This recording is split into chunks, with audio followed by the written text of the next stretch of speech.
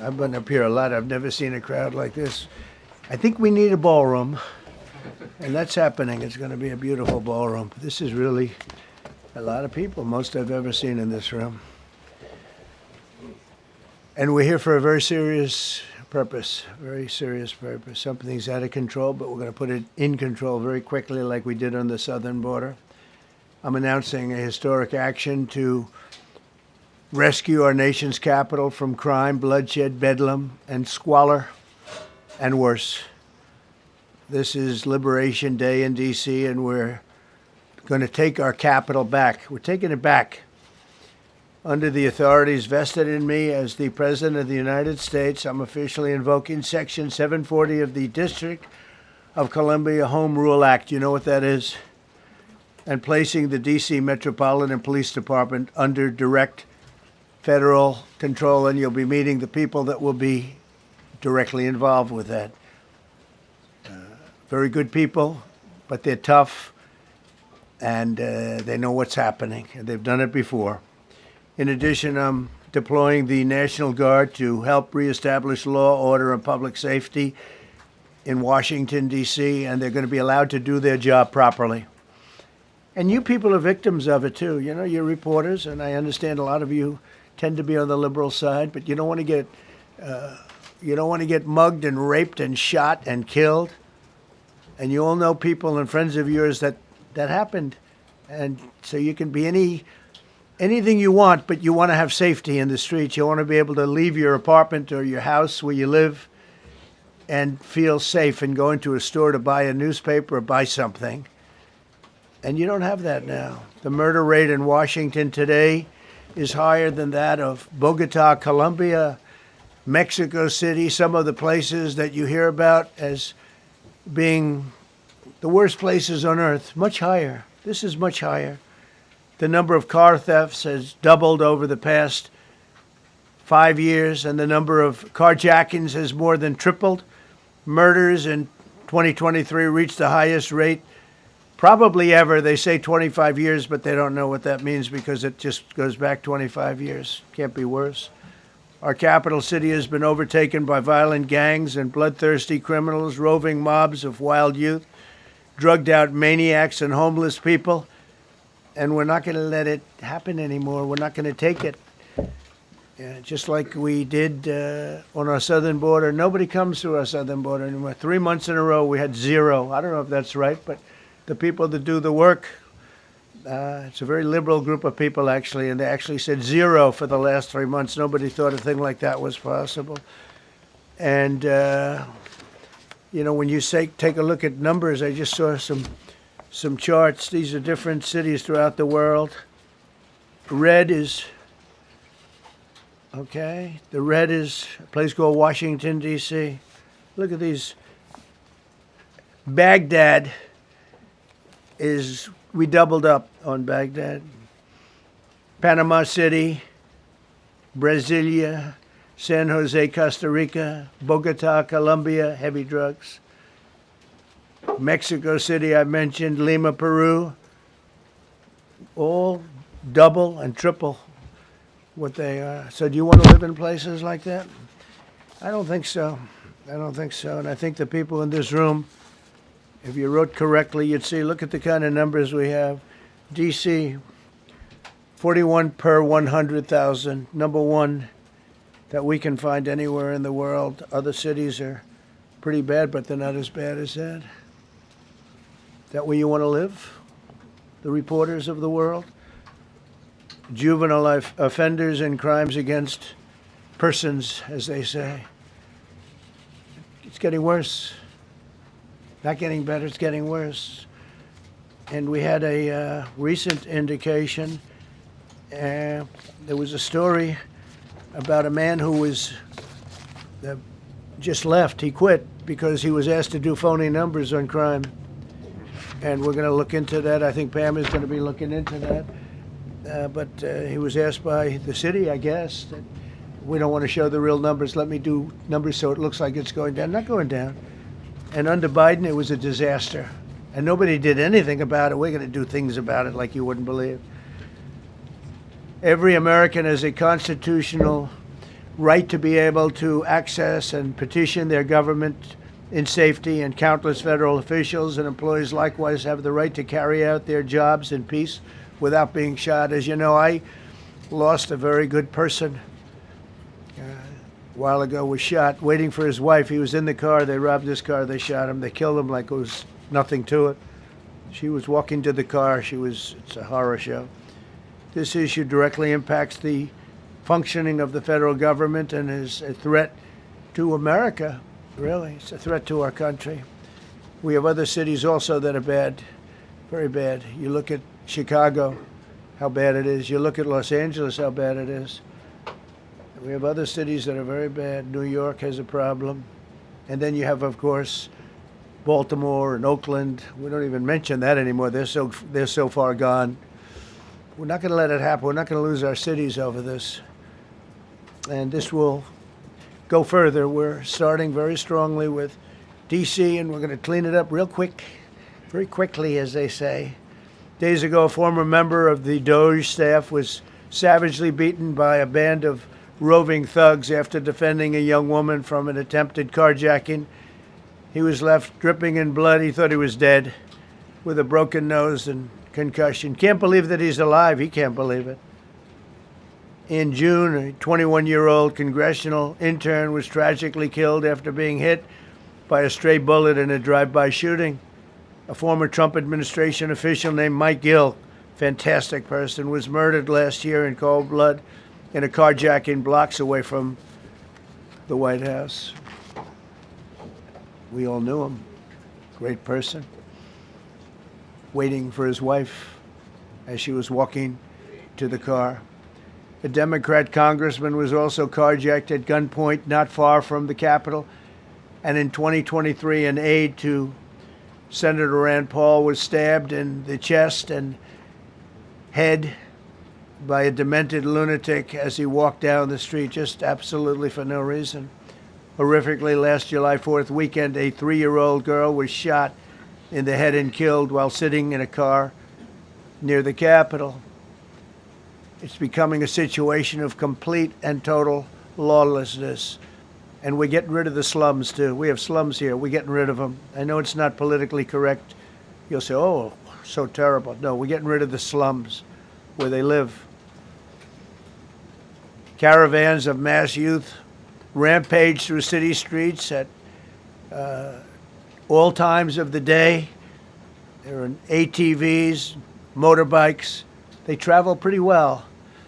Entire neighborhoods are now under emergency curfews. Just this past weekend, gunfire went through, and you saw that, the Navy Yard. I saw it this morning. They saw that they fought back against law. See, they fight back until you knock the hell out of them, because it's the only language they understand. But they fought back against law enforcement last night.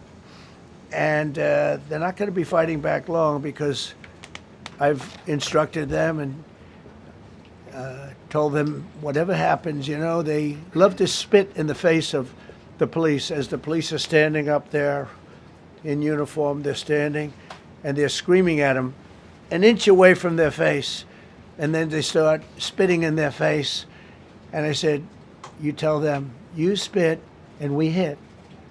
And they can hit real hard. It's a disgusting thing. I've watched that for years, for 3-4 years. I've watched them.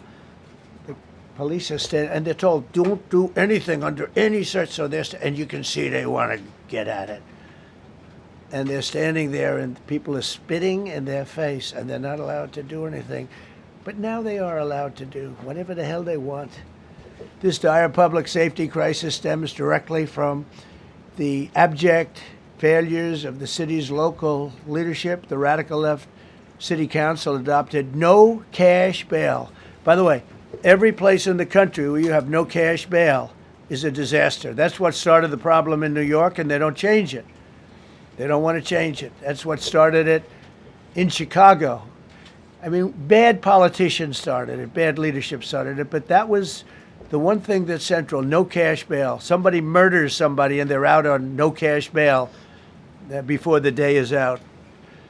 We're going to end that in Chicago. We're going to change the statute. I spoke with Pam and Todd and everybody, we're going to change the statute, and I'm going to have to get the Republicans to vote because the Democrats are weak on crime. Totally weak on crime. They don't know why. They want to stop because they get mugged too. But we're going to change no cash bail. We're going to change the statute and get rid of some of the other things. And we'll count on the Republicans in Congress and Senate to vote. We have the majority, so we'll vote. We don't have a big majority, but we've gotten everything, including the great, big, beautiful bill. Got that done, and that's one of the greatest things that's ever happened to people in this country. They're starting to figure it out, how good it is. Biggest tax cut in history. So many things. But we'll be able to get that done. So, Todd, if you and Pam can draw up things working with the people, we will. I'll get it passed. We'll get it passed with the Republicans. Probably won't get, think of this, probably won't get one Democrat vote because they have no idea what they're doing.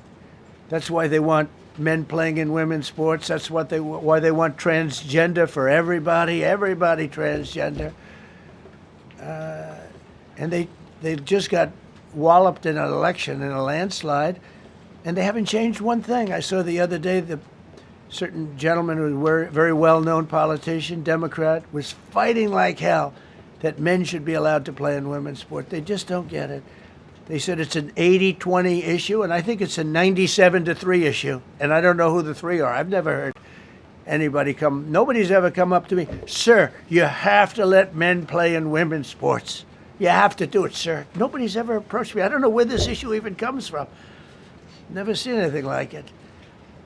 But they turned our nation's capital into a sanctuary jurisdiction. That's the other thing. We have to get rid of sanctuary cities as quickly as possible. We're going to do it, too. We have to. Because it's sanctuary for criminals. Releasing illegal alien gang members onto the streets in 2022, nearly 70% of criminals arrested in Washington went unprosecuted. That's not going to happen with the group we have standing aside and standing behind me. And at the Metropolitan Police Department, it's now reached a small number relatively compared to what it was, but it's thousands of people. You know, we have thousands of police. I was told today, sir, they want more police.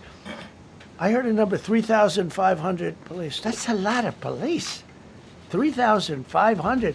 I thought they were going to say, we only have 30 policemen or women. He said, we have 3,500. We need more. You don't need more. That's so many. I never heard. That's like an army.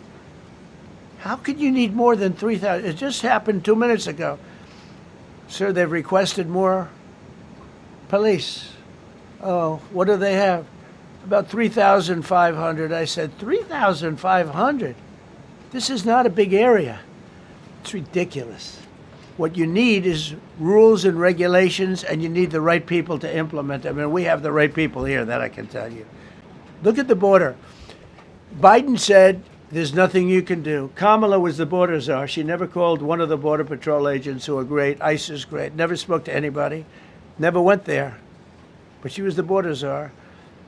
And everybody said it was impossible to fix. I fixed it in 3 months. No, really. I fixed it the first week, but really fixed it over the last couple of months. And I mean, literally to a point where, as I said, 0 illegals entering our country in the last 90 days. Pretty amazing.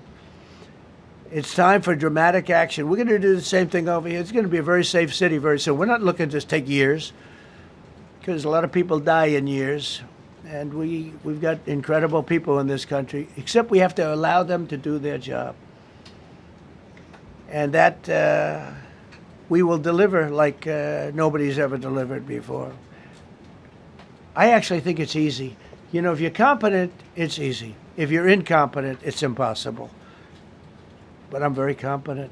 Last week, my administration surged 500 federal agents into the district, including from the FBI, ATF, DEA, Park Police, the U.S. Marshal Service, the Secret Service, and the Department of Homeland Security. You know, a lot of nations, they don't have anything like that. They got some police, and they're rough police. They don't have DEA, ATF, FBI, Park Police, the U.S. Marshal Service, Secret Service, Department of Homeland Security. they got some police, but they're rough police, and they do their job. They don't have crime. We're not going to have crime either. They made dozens of arrests, and that's what starts to happen. Again, cashless bail. Watch what we do with that. Today, we're formally declaring a public safety emergency. This is an emergency. This is a tragic emergency. And it's embarrassing for me to be up here. You know, I'm going to see Putin. I'm going to Russia on Friday. I don't like being up here talking about how unsafe and how dirty and disgusting this once beautiful capital was, with graffiti all over the walls. It's another part of it, by the way, because we're talking about safety, but we're also talking about beautification. We have the most beautiful, potentially, capital in the world. We always had. But people come from Iowa, they come from Indiana, they come and then they get mugged. Not going to happen. Keep coming, because by the time you get your trip set, it's going to be safe again, and it's going to be clean very quickly. We're going to replace the medians that are falling down all over the roads. We're going to replace the potholes. We're going to put a nice new coat of asphalt over the top. No, we don't have to rip the road out and spend 7 years building a new road because they cut everything. Because some designer said, well, we need a quarter of an inch more turn for safety reasons. No, we're going to do it right. We're going to get it done quickly. So today we're declaring public safety emergency in the District of Columbia. And Attorney General Pam Bondi, who's fantastic, is taking command of the Metropolitan Police Department as of this moment. And I'll be making the appropriate notifications to Congress and to the mayor, our new DEA administrator, who's one of the top in the country. He better be Terry. If you're not, I'm going to get rid of you so fast. Terry Cole. Terry, thanks. Very good. We just got him. Most highly recommended person. And you'll be designated as the interim federal commissioner of the Metropolitan Police Department. Okay? And you run them tough. They're good. You have a lot of good people. You have people that shouldn't be there. You also have people that shouldn't be there. They got in there because of woke. But you have a lot of great police. And those people are the ones that want to help you. This city will no longer be a sanctuary for illegal alien criminals. We will have full, seamless, integrated cooperation at all levels of law enforcement, and we'll deploy officers across the district with an overwhelming presence. You'll have more police, and you'll be so happy because you'll be safe. When you walk down the street, you're going to see police, or you're going to see FBI agents. We're going to have a lot of agents on the street. You're going to have a lot of essentially military, and we will bring in the military if it's needed. By the way, we're going to have National Guard, but Pete Hegseth will tell you about it. We will bring in the military if needed. People say, "Oh, that's so terrible. He's going to bring in." It's been used many times over the years. I don't think we'll need it. I think we've got so many great people, including the people that are in the police department with proper leadership. They'll immediately begin massive enforcement operations targeting known gangs, drug dealers, and criminal networks to get them the hell off the street, maybe get them out of the country, because a lot of them came into our country illegally. They shouldn't have been allowed in. They come from Venezuela. They come from all over the world. We're going to get them the hell out. They won't be here long. But some of these people, a lot of them, are homegrown criminals. And these are bad people. These are rough people. And this is just a list of some of the people that were given to me today that were criminals removed from the D.C. streets this weekend. They were rough and tough, but we're rougher and tougher. Look at these people here. Nothing, you know. They're not going to be your local school teacher. Look at this guy. He has killed people numerous times. They're not going to be an asset. They will never be an asset to society. I don't care. I know we all want to say, oh, they're going to be rehabbed. It's not going to be rehabbed. I'm going to ask Doug Burgum to come up and say a couple of words because he's in charge, as you know. He's Interior, but he's in charge of the U.S. Park Police. And I've heard so many great things about the Park Police. They're proud of it. They've been there for a long time. Their families oftentimes grow into the roles. They love the country. They love this area. So, Doug, could you say a few words, please? Thank you, Mr. President. On behalf of the U.S. Park Police, this is the oldest federal police force in the nation. They were formed in 1791 by none other than President George Washington. They've got the awesome responsibility of protecting our nation's most sacred monuments. The National Mall, Washington Monument, Jefferson Memorial, Lincoln Memorial, Statue of Liberty, and out west, the Presidio and the Golden Gate area. These folks have tens of millions of visitors a year, the kind of people that President Trump's talking about that come from around the country and around the world to see our sacred and learn about our history and our sacred monuments. They've been doing a fantastic job, but they are so pleased, the rank and file, that President Trump is now allowing them to enforce the law. As those of you that live in the city may know, that the circles and the triangle parks that are spread throughout D.C. are actually federal park property. So the U.S. Park Police also have responsibility for that. These became littered with homeless camps under the Biden administration. All of you saw that. Since President Trump's executive order on March 27th, making D.C. safe and beautiful again, the U.S. Park Police have removed over 70 homeless camps. And President Trump also talked about beautification. They're stopping and enforcing the laws against graffiti on our monuments. They've removed over 80 specific attacks against our history with graffiti on our monuments. So they continue to do a great job, whether it's in their vehicles, on foot, or on the mounted police that you see around the National Mall. And President Trump, they thank you. The rank and file is so happy to be enforcing the law again. Thank you for your leadership, and they're excited about the announcement you're making today. Thank you. Very good. Great job you're doing. Thank you very much. Pete, could you say something about the military, if you would? Well, Mr. President, it's an honor to be here. And at your direction this morning, we've mobilized the D.C. National Guard. It'll be operationalized by the Secretary of the Army, Dan Driscoll, through the D.C. Guard. You will see them flowing into the streets of Washington in the coming week. At your direction as well, sir, there are other units we are prepared to bring in. Other National Guard units, other specialized units. They will be strong, they will be tough, and they will stand with their law enforcement partners. This is nothing new for DOD. As the President noted, at the border, we've got 10,000 troops down there who've been operating in defense cooperation areas, defense zones, where there's zero illegal crossings because of troops on strikers scanning the border. We've been protecting other people's borders for 20 years. It's about time we protect our own, and we're working with ICE and CBP. In Los Angeles, we did the same thing.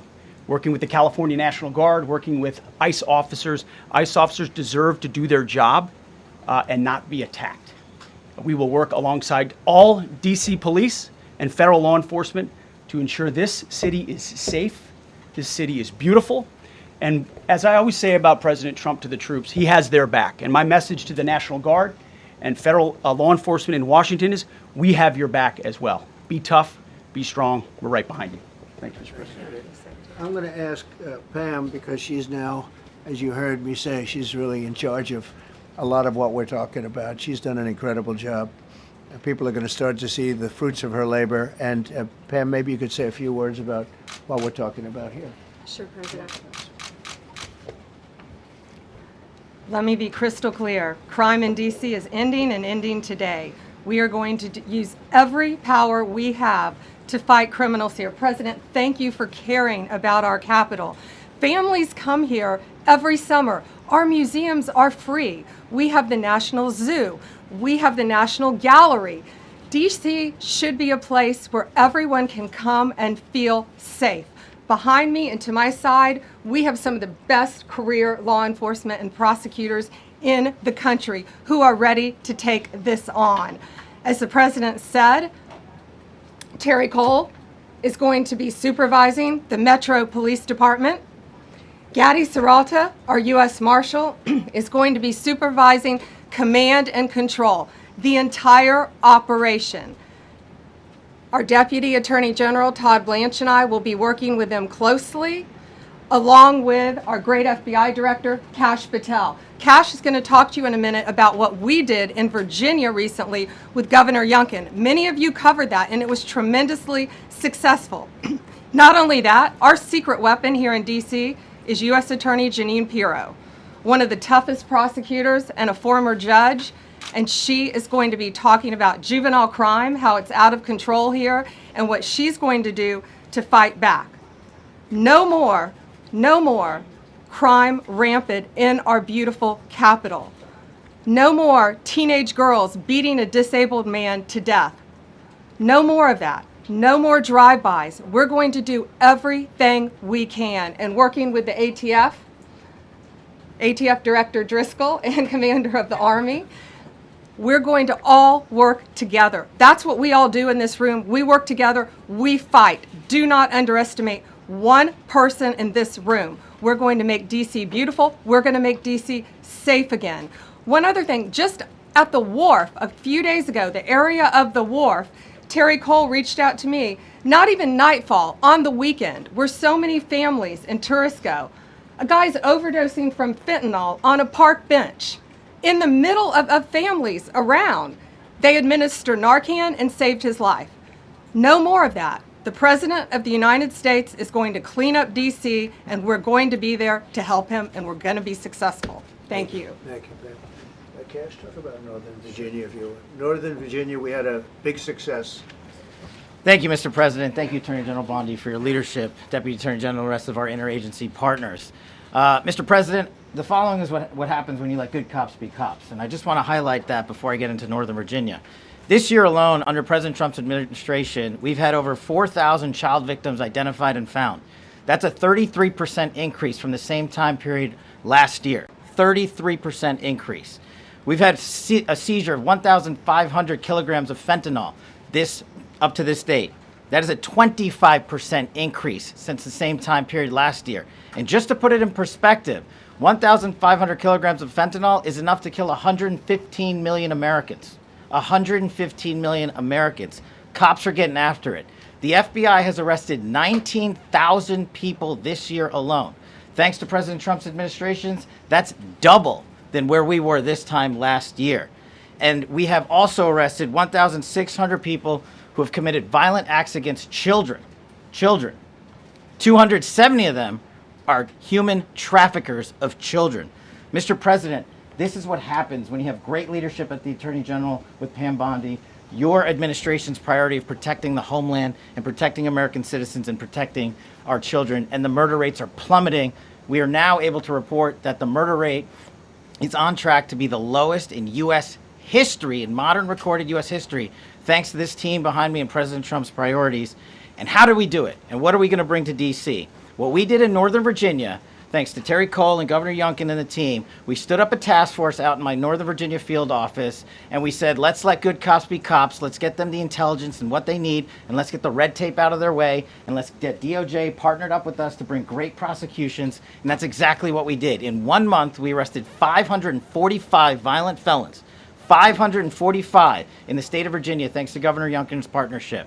And that simplicity in law enforcement is what's coming to Washington, D.C. When you let good cops be cops, when you give them the intel they need, when you work with our Homeland Security Task Force, when you work with Terry and Gaddy and I go way back to Miami, these guys are great leaders of the respective departments and law enforcement capacities. And when you have the DOJ and President Trump driving behind this mission, we are going to clean up Washington, D.C., and we're going to do it the right way, the lawful way, and we're going to make sure Washington, D.C. is safe again. Thank you, Mr. President. Thank you, Attorney General. Thank you very much. Thank you, Cash. So the process begins right now. It actually started over the weekend, and we confronted a lot of very bad people. But it's going to be something that will be pretty amazing to you as you watch it. And I think most of you say it's a beautiful thing to do it right. We're going to be removing homeless encampments from all over our parks, our beautiful, beautiful parks, which now a lot of people can't walk on. They're very dirty, we've got a lot of problems. But we've already started that. We're moving the encampments away, trying to take care of people. Some of those people, we don't know how they even got there. Some of those people are from different countries, different parts of the world. Nobody knows who they are. They have no idea, but they're there. We're getting rid of the people from underpasses and public spaces from all over the city. There are many places that they can go, and we're going to help them as much as you can help. But they'll not be allowed to turn our capital into a wasteland for the world to see. The Metropolitan Police Department and the federal authorities will be supported in the effort, a really big effort, the 800 DC National Guardsmen that we'll put on, and much more if necessary, much more. You remember I said, I offered 10,000 once. Remember I said to a certain person, person who I thought always was highly overrated, not very competent. But I said, if you need them, we'll give you 10,000 of the military or the National Guard. They turned me down. But if necessary, we're going to move service members directly to joining the Guardsmen. And that'll take place very rapidly, and that'll be done in conjunction with Pam and with Pete and everybody else. Washington, D.C. should be one of the safest, cleanest, and most beautiful cities anywhere in the world. And we're going to make it that. We're going to make it safe. We're going to make it smart. We're going to make it beautiful, so beautiful. Some of the buildings, we're going to add to it. You see what we've done at the White House. White House is a whole different building. I do that in my part-time because it's a natural instinct as a real estate person. I was very good at that, and I was very good at fixing things up. I like fixing things up. You see what's happening. The marble floors are being reinstalled, renovated, fixed. The whole place is becoming very beautiful. We're going to be adding a magnificent ballroom, most beautiful ballroom, I think, anywhere.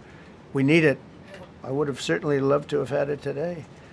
I think we would have filled it up. A lot of you are standing outside, can't get in this room. I have never seen the room like this, which tells me that you want to talk about, I mean, this was a D.C. news conference. It tells me that you want to talk about crime in D.C. and beautification of D.C., but I'm going to put that's easy. And I think, frankly, fixing the crime with the pros, fixing the crime is easy, too. A person who I've known for a long time, and she's been incredible. She was a fantastic, one of the best ever district attorneys in New York. She was in Westchester, and she became a judge, very successful judge. And then she went into showbiz because she was such a good DA and such a good judge, tough judge, but fair, always fair. Nobody ever complained about that, but she was tough. And because of that and her reputation, she went into showbiz. So a lot of people don't, they think of Janine as showbiz. Actually, showbiz was not her thing. And she did great. She was on, along with a couple of other of my friends, on the #1 show. And she did great, but this is what she loves doing. This is really her baby. What she's going to do is going to be incredible. And I'd like to speak for just a few seconds on what she has in mind, what she wants to do. We're going to be appointing some judges. We have some open spots, and we're going to take people, because the judges are letting killers out. They just say, go, that's okay, don't worry about it. So we're putting some, Pam recommended, Todd recommended, some judges that are great. Janine recommended. Janine's given me 3 great candidates already. We have about 10 open spots, and we could probably create some more. We need them. Janine, would you say a few words, please? Thank you very much, Mr. President, and thank you, Madam Attorney General, and to all my partners here. We all want the same thing. We all want a safe city. We want a safe capital. We want to be able to bring our families here. We want to be able to come and enjoy the history that makes this place great. And unfortunately, we are not in that position right now. And Mr. President, I want to thank you for taking the step that we need right now to make criminals understand that they are not going to get away with it anymore. And I'm not going to stand here and go over and over the cases. But what I can tell you is this. I see too much violent crime being committed by young punks who think that they can get together in gangs and crews and beat the hell out of you or anyone else. They don't care where they are. They can be in DuPont Circle, but they know that we can't touch them. Why? Because the laws are weak. I can't touch you if you're 14, 15, 16, 17 years old and you have a gun. I convict someone of shooting another person with an illegal gun on a public bus in the chest, intent to kill. I convict him. And you know what the judge gives him? Probation. Says you should go to college. We need to go after the D.C. Council and their absurd laws. We need to get rid of this concept of, no cash bail. We need to recognize that the people who matter are the law-abiding citizens. And it starts today But it's not going to end today, because the president is going to do everything we need to do to make sure that these emboldened criminals understand we see you, we're watching you, and we're going to change the law to catch you. And my final note is this. These kids understand that the jurisdiction is through the state attorney general, Brian Schwab. I did a poster of the young man from Doge who was beaten bloody with a severe concussion, a broken nose. And then I did a poster of what happens to those kids, because I can't arrest them, I can't prosecute them. They go to family court and they get to do yoga and arts and crafts. Enough. It changes today. Thank you, Mr. President. Thank you, Jim. You're welcome. Great job. Thank you. If I could, I just signed some executive orders. I'd like to have Will please come up, and we'll let the people know what we signed. Do you want to put them down? Yes, sir. Go ahead. A short while ago in the Oval Office, President Trump signed 2 crucial executive actions to deal with the emergency crime conditions we currently face in the District of Columbia. The first of these was an executive order, as President Trump said before, invoking his powers under Section 40 of the Home Rule Act to take federal control of the D.C. Metropolitan Police Department. Along with that executive order, President Trump signed the statutorily required notification letters to Mayor Bowser and to the relevant House and Senate committee leaders. The second major executive action that President Trump signed was a presidential memorandum directing the Secretary of Defense to utilize the National Guard to address the conditions we see on our streets here in D.C. It also authorized the Secretary of Defense to work with state governors to utilize their National Guard units if necessary as well. These are bold, decisive steps intended to combat the out-of-control crime conditions we've seen on D.C.'s streets for far too long, and I, for one, am deeply proud to be part of an administration that's finally coming to terms with these issues, sir. Thank you very much. Sir. Thank you. So, just to conclude, Washington, D.C. should be one of the safest, cleanest, most beautiful places anywhere in the world. It was years ago. We had one problem that was a pretty big problem. The radical left got out of control and they started trying to rip down statues. And I said, let's go pass a law real fast. We're going to do it real fast. But we were blocked by the Democrats who do not want safety. Nobody gets it. I don't get it. They don't get it because they can't get votes. I don't know how they can win an election with this, but they don't want safety. And I found an old statute, very old, early 1900s, that said if you so much as touch or even think about destroying a statue or a monument in Washington, D.C., you go to jail for 10 years with no probation, no anything. In other words, slightly different than we have today. Today we have cashless bail. There you get jailed 10 years. No curtailed sentence, 10 years. And we took it out. Nobody used it. It was never used because, you know, it's harsh.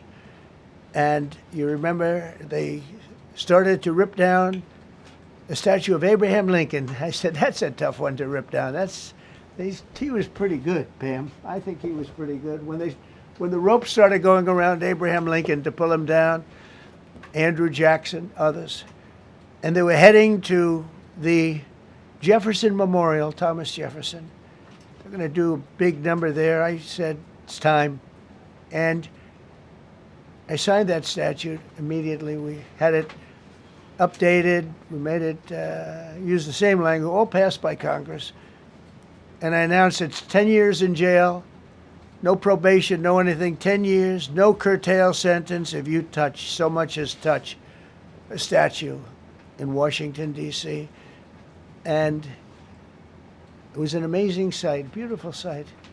Everybody just left. The ropes were hanging around Andrew Jackson, and there were 2 ropes around Abraham Lincoln. They left the rope, but everybody just left. And that was the last problem we ever had. You know, that was the last problem that we ever had with the statues. They were going wild, and somebody came to me and said, sir, in 1910, I don't want to give you an exact because you'll say, Donald Trump gave us wrong dates around like early on. if I'm slightly off, they make you sound a little bad. So I won't put myself in that position. I won't put you in that position, because I think everybody agrees with what we're doing today. But when I signed that thing, it was like a miracle. Everybody left. They were gone.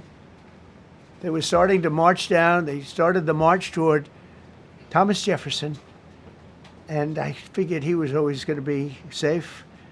But they found something with him, and they found something with Abraham Lincoln, and even in the name George Washington in California, numerous places changed the name of George Washington High School and various other places. They took George Washington's name. This was a sick, woke culture that I think we've largely ended. And a lot of those people that were woke are now turning out to be the opposite. I won't go so far as to say MAGA. It's a very special category. But they've gotten out of that. But we have people that love this country, and they love this really beautiful capital. It is. I flew over it the other day, and I said, what a beautiful place. But if there's crime all over the streets, when you get there, it doesn't look so beautiful. But we're going to make it beautiful again. We're going to fix it with crime, and we're going to also, as we're doing that, we're going to start doing things that we know how to do, that I know how to do better than anybody, I guess, because of my experience from previous life. But not only are we stopping the crime, we're going to clean up the trash and the graffiti and the grime and the dirt and the broken marble panels and all of the things they've done to hurt this city. And we're going to restore the city back to the gleaming capital that everybody wants it to be. It's going to be something very special. All of these people are really tough. Could I shake your hand, Gaddy, please? You're going to be so important here. You're going to be that guy. I hope I don't have to fire him in 2 weeks because he's too soft. I don't think he's too soft. If I do, I will, though. Is it okay if you're soft, weak, and pathetic like so many people? I will fire you so fast. You're not going to have to worry about that. No, I think you're going to do a fantastic job. And everybody in this room, they may not express it, but they all want that to happen. They want to be safe, and they have families too. So it's an honor to have such a large group. I've done this for years now, hard to believe. I've never seen this room so packed.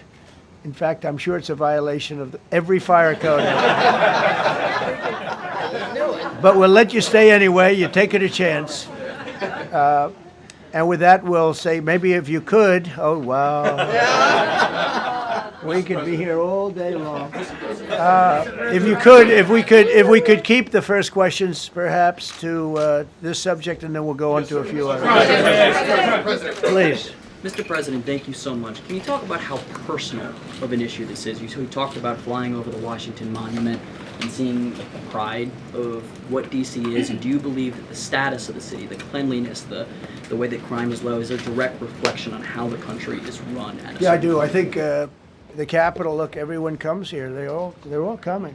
All the leaders, they're all wanting to come.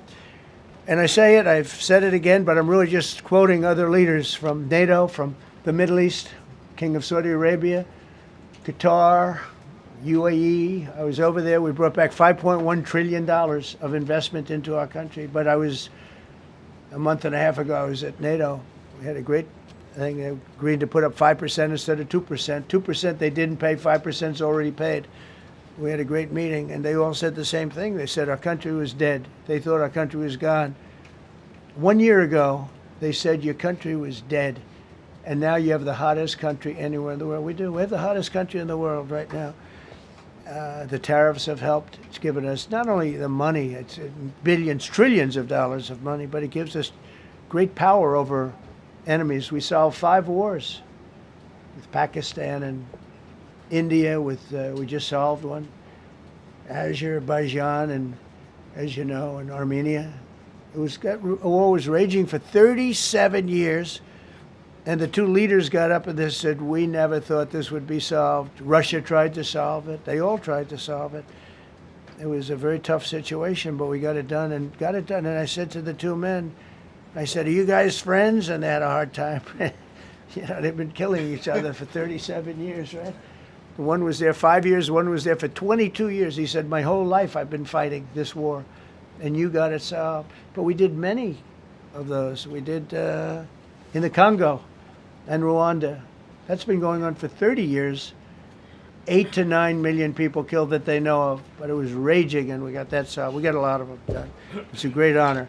But you want to have, when they come, the leaders come to our country to sign documents that the war is over or whatever, or for other reasons. They come for trade. And you want them to come through so beautifully. You ride down those roads, everything should be perfect. You shouldn't have medians falling down into the roadway. Median, you know, the metal things that are always, somebody had a great lobbyist, because I've never seen them look good. I've been looking at those things with the little, right? They're always broken and bad, but here they're really bad. And we're going to either put new or fix it, and it's not expensive. It's not really expensive. And we're going to fix our roads a little bit. We're going to clean up our sidewalks. You have countries where every Saturday the people go out and they wash their sidewalks in front of their stores or their houses. They scrub their sidewalks. So we aren't quite at that level yet, I don't think, Gaddy. We're not quite there yet, but maybe we will. They go out and they scrub. I think it's so beautiful to hear that and to see those stories. But we're going to make it clean. But just to finish with your question, it's a very, very strong reflection of our country. And when they see a bad city, you know, my father always used to tell me, I had a wonderful father, very smart, and he used to say, son, when you walk into a restaurant and you see a dirty front door, don't go in, because if the front door is dirty, the kitchen's dirty also. Same thing with the Capitol. If our Capitol's dirty, our whole country is dirty, and they don't respect us. So it's a very good question, actually. Mr. President, sorry. Question for you on the specific issue. Do you expect more cities to follow DC's path if this goes through? So the idea is that Chicago, LA, San Francisco, would they expect similar action to what we've seen in DC? And the other question, sir, there's reporting that the administration is going to reclassify marijuana. Would that send mixed messages that if marijuana is okay, some drugs are okay, but we're trying to clean up crime? How do they go hand in hand? We're only looking at that. That's early, but you know, somebody reported it, which is fine. We're looking at it. Some people like it. Some people hate it. Some people hate the whole concept of marijuana, because if it does bad for the children, it does bad for people that are older than children. But we're looking at reclassification, and we'll make a determination over the next few weeks. And that determination hopefully will be the right one. It's a very complicated subject, the subject of marijuana. I've heard great things having to do with medical, and I've had bad things having to do with just about everything else. But medical and, for pain and various things, I've heard some pretty good things. But for other things, I've heard some pretty bad things. The other part of your question, I mean, we're just going to see what happens with it all. We're going to have a tremendous success in what we're doing. Other cities are hopefully watching this. They're all watching, just like everyone's watching here. They're all watching, and maybe they'll clean up, and maybe they'll do this and get rid of the cashless bail thing and all of the things that caused the problem. I mean, if you go back, this whole thing with cashless bail is a disaster. So many problems came that we never had before. So they're watching us today, and if they don't learn their lesson, if they haven't studied us properly, because we're going to be very successful. I have zero doubt about that. It's going to be. It's a question of will it be really fast, like the border. You know, everyone said, they used to say, Biden used to say, I need legislation. I didn't get any legislation. I called up our people, and we did a great job. Tom Homan was great. As you know, our secretary did a great job. They did a great job. There's no games. They didn't play games. And we're going to have the same thing here. But then I'm going to look at New York in a little while. Let's do this. Let's do this together. Let's see. It's going to go pretty quickly. And if we need to, we're going to do the same thing in Chicago, which is a disaster. We have a mayor there who's totally incompetent. He's an incompetent man. And we have an incompetent governor there. Pritzker's an incompetent. His family threw him out of the business, and he ran for governor. And now I understand he wants to be president. But I noticed he lost a little weight, so maybe he has a chance. You know, you never know what happens. But Pritzker's a gross incompetent guy, thrown out of the family business. But when I look at Chicago and I look at L.A., if we didn't go to L.A. 3 months ago, L.A. would be burning like the part that didn't burn. If he would have allowed the water to come down, which I told him about in my first term, I said, you're going to have problems, let it come down. We actually sent in our military to have the water come down into L.A. They still didn't want it to come down after the fires. But that was it. We have it coming down. But hopefully L.A. is watching. That mayor also. The city's burning. They lost like 25,000 homes. I went there the day after the fire. You were there. And I saw people standing in front of a burned down home. It was, their homes were incinerated. They weren't like, even the steel was literally, it was all warped and literally disintegrated because of the winds and the flame and the whole thing. It was like a blowtorch. They were standing on this beautiful day, maybe a couple of days after. We gave it a little time because what they had suffered. Almost 25,000 homes. And you see what's happening now. They didn't give their permits. I went to a town hall meeting. I said, we're going to get you the federal permits, which are much harder. Almost immediately. Lee Zeldin is a star. He did an incredible job. They have all their federal permits. They don't have their city permits. And the mayor said to me, we think we could have them in 2 years. I was walking down the street, and I met with firemen and police. And I was saying hello to many people that were standing in front of their homes with yellow tape. You can't go in. You can't go onto the lot. And those people wanted to start rebuilding their homes then and there. And the mayor said, we should be able to get them the permits within 2 years. I said, that's a shame. 2 years? Are you kidding? I'm going to get them the federal permit like almost immediately. 2 years. And she drew it back. Well, maybe 1 year. The place was booing her out of the place. They don't have their permits to build their homes. And now they're talking about putting, this is among the most beautiful areas was in the country. Now they're talking about putting low-income housing there. Can you believe this? I love low-income housing. I made money with low-income housing. I built low-income housing. I know more about low-income housing and luxury housing. I know about everything real estate. They want to replace some of those homes with low-income housing. They haven't gotten their permits yet. We've gotten all the federal permits, which are much tougher to get, and it was done almost immediately through Lee Zeldin and Federal Environmental. And I watched the other day, those people are angry. And now, you know, they had tremendous, they loved that area. They loved the whole big area, different places, but they loved it. It was all luxury stuff and beautiful stuff, and some wasn't that luxury, but the level of love for that neighborhood, their neighborhoods, was incredible. And you know what? I watch people on television, they want to go, they want to leave. They've lost their spirit, they've lost their heart, because the mayor's incompetent. And Gavin Newsom is incompetent. Got a good line of bullshit, but that's about it. He's incompetent. And you have Los Angeles is, you know, it's amazing. You know, I called, the first thing I did, I got the Olympics to go there. I was the one that got it. And by a rare thing that happened, I'll be the president. I was very upset because I got the Olympics there, and I said I won't be president when it comes. But bad things happened, and illegal things happened, really illegal things happened. Now it turns out one good thing was I'm going to be the president for the Olympics for 2050, for 250, which is going to be fantastic, and also for the World Cup. So we have a lot of good things, and I hope 250 is going to be the 250th anniversary is going to be the best. But when I looked at those people, and I saw last night on television that they still don't have their permits, it's a disgrace what's happened in Los Angeles. Yeah, thank you. The China tariff deadline is tonight. Do you plan to extend that? We'll see what happens. China's been, we've been dealing very nicely with China, as you probably have heard. They have tremendous tariffs that they're paying to the United States of America.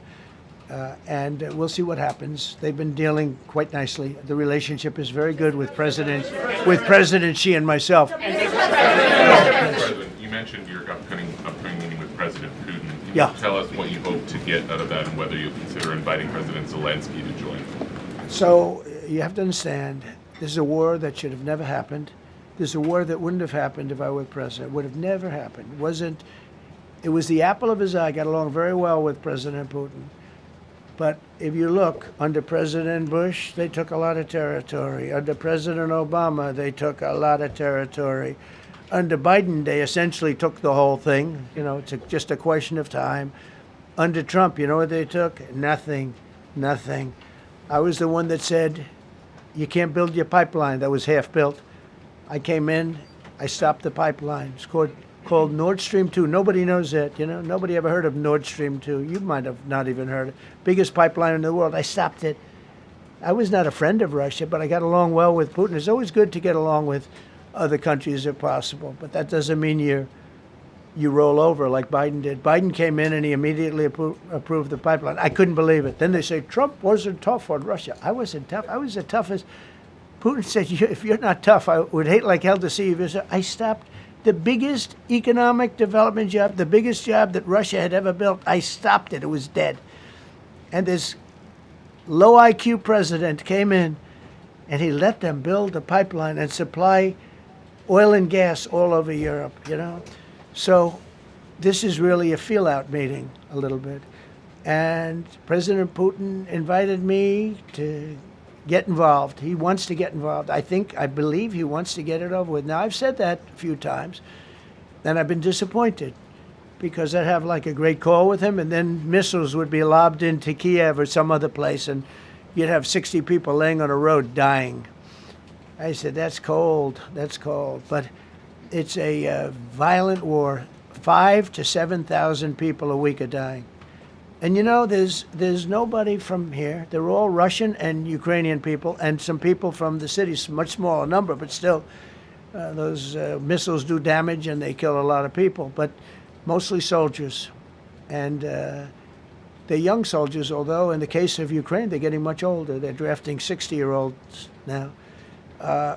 It's a terrible thing to witness, and I think I have an obligation. Look, this is Joe Biden's war. This is not my war. I made a deal with NATO a month ago. You covered it very accurately, actually. We don't pay anything anymore. You know, we're not paying anything. They are buying things from us, and NATO is paying us. I got it raised from 2% of GDP to 5%. And they're paying us for everything that we send. We're not paying. But Biden approved $350 billion. Europe has spent $100 billion. The money that's been spent and the death is incredible. It's the worst thing that's happened, by far the worst that's happened since World War II. So I'm going in to speak to Vladimir Putin. And I'm going to be telling him, you got to end this war. You got to end it. And he wasn't going to mess with me. This war would have never happened. You know, we had a discussion about it one time, and we never had that discussion again. Would have never happened. And when the election was rigged, and then Biden took office, which was barely took office, the auto pen took office, bad things started happening. Bad things, stupid things were said. And it ended up in a war. And you know, and I don't believe this will happen anymore because I have that pretty well covered. This could end up in a third world war. This could have been a third world war. I don't think that's going to happen now. But I thought it was very respectful that the president of Russia is coming to our country as opposed to us going to his country or even a third-party place. But I think we'll have constructive conversations. Then after that meeting, immediately, maybe as I'm flying out, maybe as I'm leaving the room, I'll be calling the European leaders who I get along with very well. And, you know, I have a great relationship, I think, with all of them. And I get along with Zelensky, but, you know, I disagree with what he's done. Very, very severely disagree. This is a war that should have never happened, wouldn't have happened. But I'll be speaking to Zelensky. The next meeting will be with Zelensky and Putin, or Zelensky and Putin and me. I'll be there if they need. But I want to have a meeting set up between the two leaders. I was a little bothered by the fact that Zelensky was saying, well, I have to get constitutional approval. I mean, he's got approval to go into war and kill everybody, but he needs approval to do a land swap because there'll be some land swapping going on. I know that through Russia and through conversations with everybody to the good, for the good of Ukraine. Good stuff, not bad stuff. Also, some bad stuff for both. So there's good and there's bad. But it's very complex because you have lines that are very uneven, and there'll be some swapping, there'll be some changes in land, and the word that they will use is, they make changes. We're going to change the lines, the battle lines. Russia's occupied a big portion of Ukraine. They've occupied some very prime territory. We're going to try and get some of that territory back for Ukraine. But they've taken some very prime territory. They've taken largely ocean, in real estate we call it oceanfront property. That's always the most valuable property. If you're in a lake, a river, or an ocean, it's always the best property. Well, Ukraine, a lot of people don't know that Ukraine was largely 1,000 miles of ocean. That's gone. Other than one small area, Odessa, it's a small area. There's just a little bit of water left. So I'm going to go and see the parameters. Now, I may leave and say, good luck, and that'll be the end. I may say this is not going to be settled. I mean, there are those that believe that Putin wanted all of Ukraine. I happen to be one of them, by the way.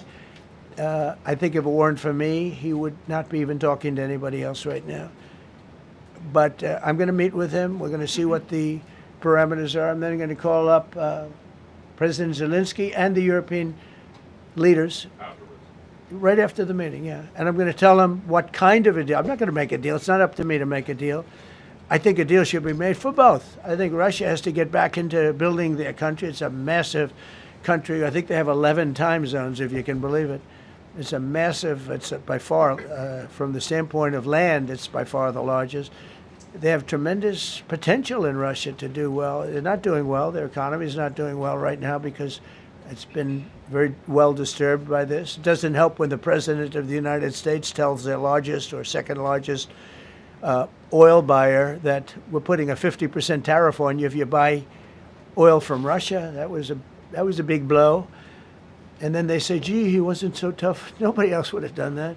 And I haven't stopped there. I mean, look, I was all set to do things far bigger than that, but I got a call that they'd like to meet, and I'm going to see what they want to meet about. I'd like to see a ceasefire. I'd like to see the best deal that could be made for both parties. It takes two to tango, right? So ultimately, I'll have a meeting next week. I had a great relationship with him, considering the fact that, I was not nice to him because of the pipeline. I ended the pipeline. I also gave the javelins. Do you ever hear of a javelin? Javelin is called a tank buster. They say that Obama gave them sheets and I gave them javelins. If it weren't for me, all those tanks that were destroyed at the first days of the war, because the tanks got stuck in the mud, some commander made a better. They would have been in Kiev in 4 hours, going down the highway. But a Russian general made a brilliant decision to go through the farmland instead. And they just had torrential rains, and the rains were so bad, and it was mud, and those tanks got stuck in the mud. I don't know who that general is, but knowing Vladimir, he's probably not around any longer because all those tanks were stuck in the mud, and they went along with the javelins. I gave them the javelins. You know that, right? I gave them javelins. They gave them sheets. But I'm going to meet with President Putin, and we're going to see what he has in mind.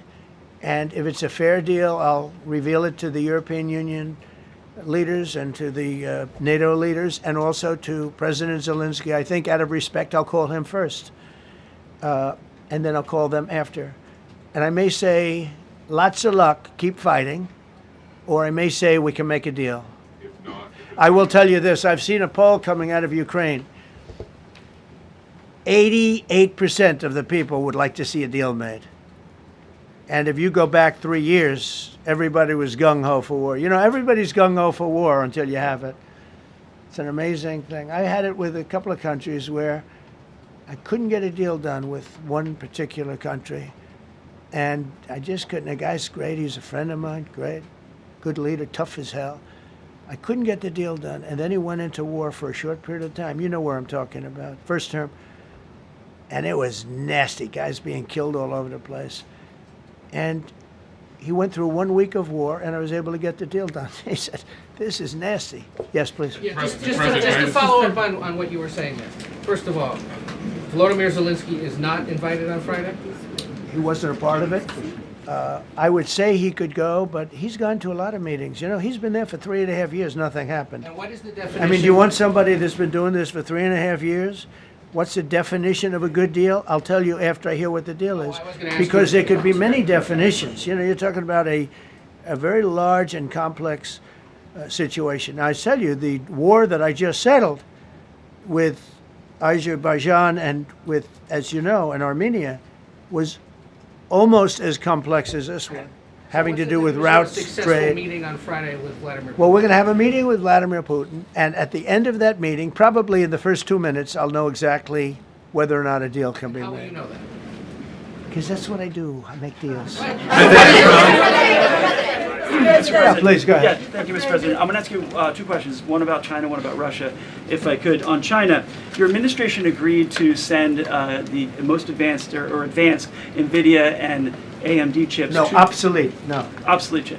Well, and then 15% of the You profits mean the come back. 20s? No. This is an old chip that China already has. And I deal with Jensen, who's a great guy, and NVIDIA. The chip that we're talking about, the H20, it's an old chip. China already has it in a different form, different name, but they have it. Or they have a combination of two will make up for it and even then some. Now Jensen's a very brilliant guy, and Jensen also has a new chip, the Blackwell. Do you know what the Blackwell is? The Blackwell is super duper advanced. I wouldn't make a deal with that, although it's possible I'd make a deal, a somewhat enhanced in a negative way Blackwell. In other words, take 30% to 50% off of it. But that's the latest and the greatest in the world. Nobody has it. They won't have it for 5 years. But the H20 is obsolete. You know, it's one of those things. But it still has a market. So I said, listen, I want 20% if I'm going to approve this for you, for the country, for our country, for the U.S. I don't want it myself. You know, every time I say like 747, I want, yeah, for the Air Force. So I just wanted, so when I say I want 20, I want for the country. I only care about the country. I don't care about myself. And he said, would you make it 15? So we negotiated a little deal. So he's selling a essentially old chip that Huawei has a similar chip, a chip that does the same thing. And I said, good, if I'm going to give it to you, because they have a, they have a stopper, what we call a stopper, not allowed to do it. It's really known as a restrictive covenant. And I said, if I'm going to do that, I want you to pay us as a country something, because I'm giving you a release. I released them only from the H20. Now, on the Blackwell, I think he's coming to see me again about that. But that will be a unenhanced version of the big one. Like, I don't know if you know it, we will sometimes sell fighter jets to a country and we'll give them 20% less than we have. Do you know what I mean, right? That's the same. So on Russia, do you see a time, Mr. President, when there could be normal trade between the U.S. and Russia? Should your meeting go well, should there be peace? I do, yeah. Russia has a very valuable piece of land. If Vladimir Putin would go toward business instead of toward war, it's a warring nation. That's what they do. They fight a lot of wars. A friend of mine said Russia's tough because they just keep on fighting. They beat Hitler, so did we. And they beat Napoleon. They've been doing this for a long time. I asked a question to a very, very smart man that some people like and some people don't like. Viktor Orban, right? From Hungary, the head of Hungary. And he's in that same area and knows the two countries very well. I said, this was before Biden didn't do anything to get us out of it. He could have gotten us out of that. It would have never happened. I said, so can Russia be beaten by Ukraine? He looked at me like, what a stupid question. He said, Russia's a massive country, and they win their country and they win their life through wars. They fight wars. That's what they do. He said, China beats you with trade. Russia beats you with war. That was a very interesting statement. China's not beating us with trade, not when I'm in charge. But they were beating Biden with trade, but they never beat us with trade. Don't forget, China had to pay $400 billion worth of tariffs when I was last time. That was last time. And if we didn't have COVID, all of this stuff we would be loaded. We're finding hundreds of billions of dollars of cash is pouring into our country now because of tariffs. And all we're doing is we're doing what they do to us.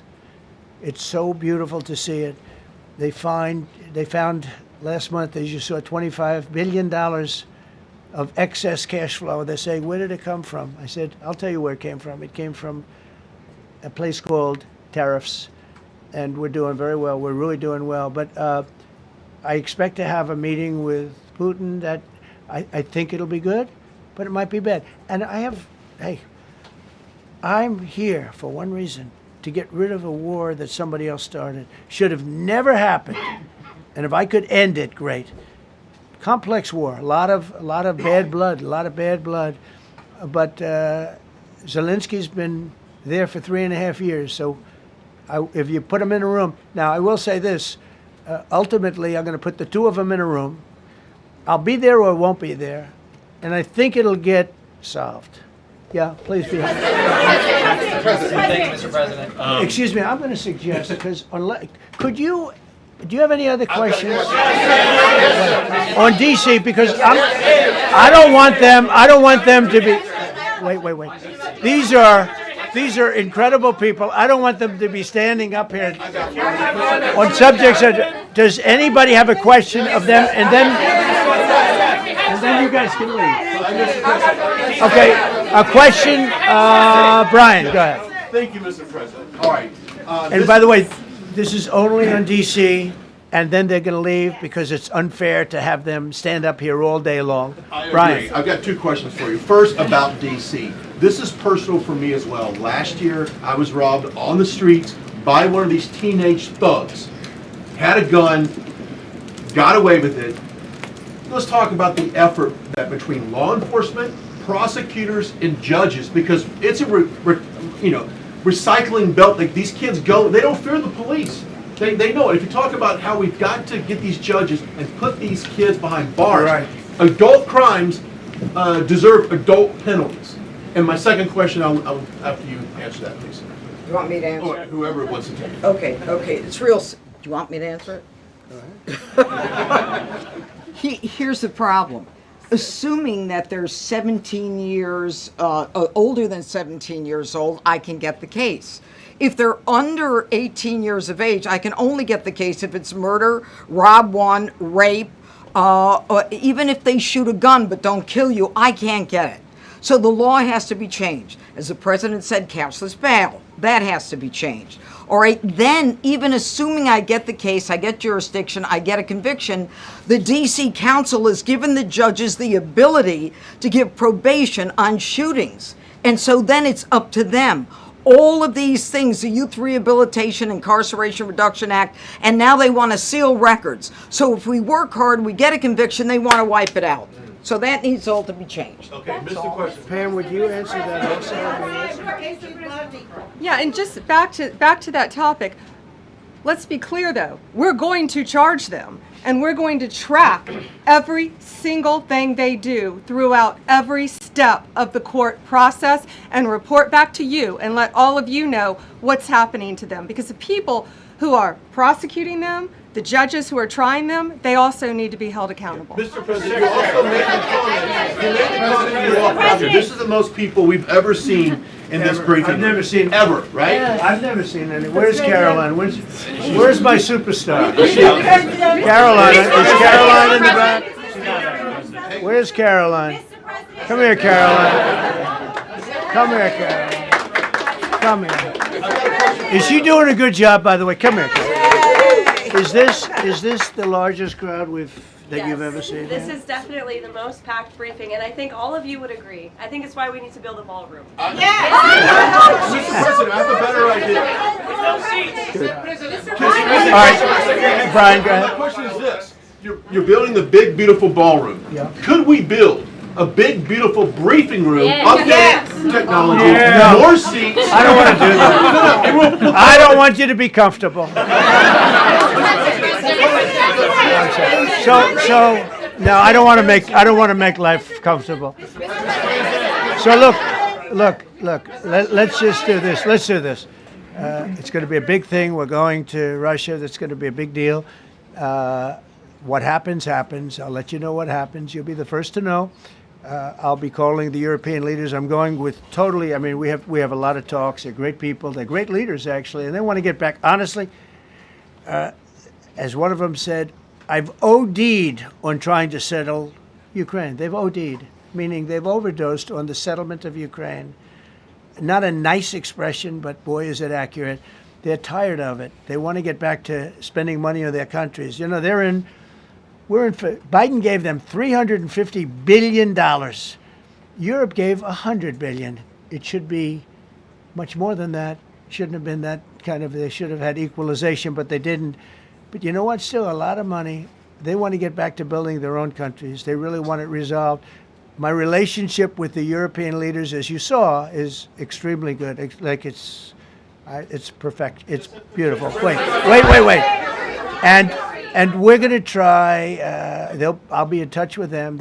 I have 5 of them call me. You think it's easy? There are a lot of European leaders, but they rely on me. Very much rely on me. If it wasn't for me, this thing would never get solved until the last person breathing is dead. Would you talk to them before? Mr. President. Yeah, I did. I'm talking to them right now. So I'm talking to the European leaders. I'll be talking to President Zelensky. I'm going to get everybody's ideas. I go into that thing fully loaded right up there, and we're going to see what happens. Now, I think one of 2 things is going to happen. It's going to be a good meeting, and we'll go a step further. We'll get it done. I'd like to see a ceasefire very, very quickly. Very quick. I'd like to see it immediately, but I'd like to see it very quickly. And we're going to be dealing with the European leaders, and we're going to be dealing with President Zelensky, and hopefully we're going to have a great success. As far as this, what we did today, and I think you were here for D.C. more so than even Russia, because Russia will be, you know, we have a couple of days to go. But the Russia is going to be very interesting. But to me, what is very exciting, and we're going to take back our capital. We're going to make it beautiful again, but we're going to make it, more importantly, safe again. It's going to be so safe. It's going to be a model. And then we'll look at other cities also. But other cities are studying what we're doing. And you have some capable people in other cities. They can do it too. But we have a great group of professionals.